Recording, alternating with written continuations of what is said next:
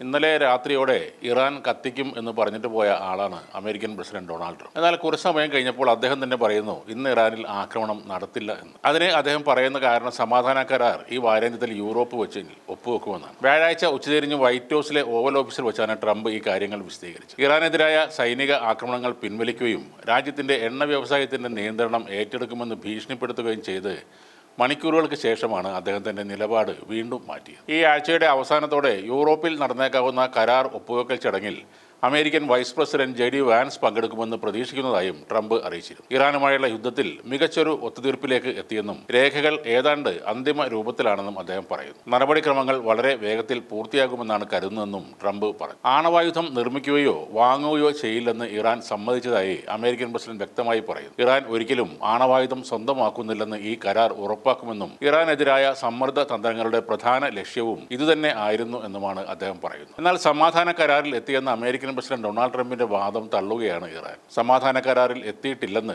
വിദേശകാര്യമന്ത്രി Abbas Araghchi വ്യക്തമാക്കി. ഇരു രാജ്യങ്ങളും തമ്മിൽ ധാരണയിൽ എത്തിയെന്നായിരുന്നു ട്രംപിന്റെ പ്രസ്താവന. കൂടാതെ ഇറാനെ ആക്രമിക്കില്ലെന്നും ട്രംപ് പറഞ്ഞിരുന്നു. കരാറിന്റെ ഏകദേശ അന്തിമ രൂപം തയ്യാറായെന്നാണ് ഡൊണാൾഡ് ട്രംപ് അറിയിച്ചത്. എന്നാൽ ഇതിന് തൊട്ടു പിന്നാലെ തന്നെ ഇറാന്റെ ഔദ്യോഗിക മാധ്യമം ഇക്കാര്യത്തിൽ ഒരു അന്തിമ തീരുമാനം ആയിട്ടില്ലെന്ന് വിദേശകാര്യ വക്താവിനെ ഉദ്ധരിച്ചുകൊണ്ട് പറയുകയും ചെയ്തു. ഇറാന്റെ എണ്ണ ഹബ്ബായ ഖാർഗ് ദ്വീപ് പിടിച്ചെടുക്കുമെന്നും വളരെ ശക്തമായ ആക്രമണം ഇറാന് നേരെ നടത്തുമെന്നും ട്രംപ് വ്യാഴാഴ്ച ഭീഷണി മുഴക്കിയിരുന്നു. എന്നാൽ വളരെ പെട്ടെന്നാണ് ആക്രമണങ്ങൾ ഒഴിവാക്കിയെന്നും സമാധാന ചർച്ചകൾ പുരോഗമിക്കുകയാണെന്നും പറഞ്ഞുകൊണ്ട് ട്രംപ് കളം മാറ്റി ചവിട്ടിയത്. ട്രംപിന്റെ ആക്രമണ ഭീഷണിക്കെതിരെ ശക്തമായി തിരിച്ചടിക്കുമെന്ന് ഇറാനും മറുപടി നൽകിയിരുന്നു. ട്രംപിന്റെ ഭീഷണിയെ തുടർന്ന് ഇറാൻ തലസ്ഥാനമായ ടെഹ്റാനിൽ നിന്നും ആളുകൾ കൂട്ടത്തോടെ പലായനം ചെയ്തിരുന്നു. കാസ്പിയൻ കടൽ തീരത്തേക്കുള്ള വഴികളെല്ലാം ഗതാഗത കുരുക്കിലാകുകയും ചെയ്തെന്നാണ് ഡെപ്യൂട്ടി പോലീസ് മേധാവി പ്രാദേശിക മാധ്യമങ്ങളോട് പറഞ്ഞത്. അതിന് പിന്നാലെയാണ് ഇറാനുമായി ഒരു സമാധാന കരാറിൽ എത്തിയെന്ന് അറിയിച്ചുകൊണ്ട് ഡൊണാൾഡ് ട്രംപ് രംഗത്ത് വന്നത്. തന്റെ സാമൂഹിക മാധ്യമമായ ട്രൂത്ത് സോഷ്യലിലൂടെ നിരന്തരമായി പ്രസ്താവനകളും ഭീഷണികളും പങ്കുവച്ച ശേഷം ഒട്ടും സമയം കളയാതെ അതെല്ലാം മാറ്റിപ്പറയുക എന്നതാണ് അമേരിക്കൻ പ്രസിഡന്റ് ഈയിടെ സ്വീകരിക്കുന്ന നയം. ഒട്ടും സ്ഥിരതയില്ലാത്ത പോലെയാണ് പല പ്രഖ്യാപനങ്ങളും പിന്നീട് അതൊക്കെ പിൻവലിക്കുകയും ചെയ്യുന്നത്.